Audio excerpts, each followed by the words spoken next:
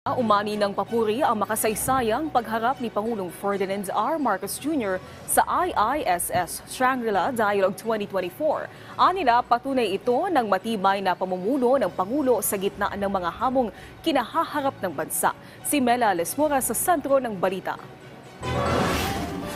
Kumpiyansa si House Speaker Martin Romualdez na mas marami pang bansa ang susuporta at makikibahagi sa posisyon ng Pilipinas para sa isang mapayapa, matatag at masaganang Indo-Pacific, kasunod ng makasaysayang talumpati ni Pangulong Ferdinand R. Marcos Jr. sa 21st International Institute for Strategic Studies o IISS Shangri-La Dialogue sa Singapore kamakailan lang.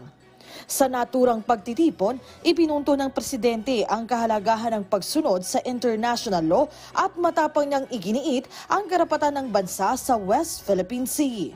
In this solid footing and through our clear moral ascendancy, we find the strength to do whatever it takes to protect our sovereign home, to the last square inch, to the last square millimeter. The life-giving waters of the West Philippine Sea flow in the blood of every Filipino.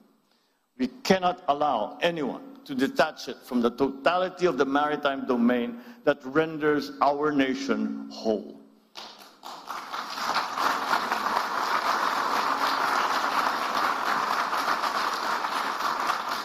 As President, I have sworn to this solemn commitment from the very first day that I took office.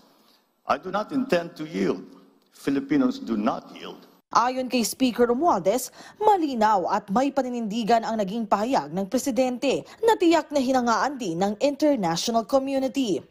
Dahil dito, nararapat lang din anyang ipagmalaki ng bawat Pilipino ang naging matagumpay na partisipasyon ng administrasyon sa pagtitipon. Maging ang iba pang grupo at personalidad, pinuri rin ang naging talumpati ni Pangulong Marcos sa Singapore, tulad na lang ng International Research Organization na Strat-Based ADR Institute at iba pang eksperto. The fact that he mentioned the elephant in the room without mentioning the name of that elephant. So we have to give credit for the degree of sophistication in the speech of the President. Nakaset po ang lens nila na binary US-China perspective.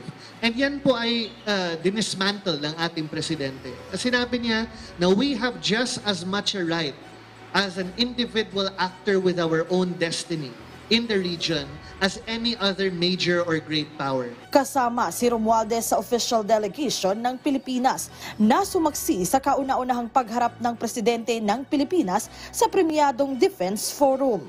Mela Lesmora para sa Pambansang TV sa Bagong Pilipinas.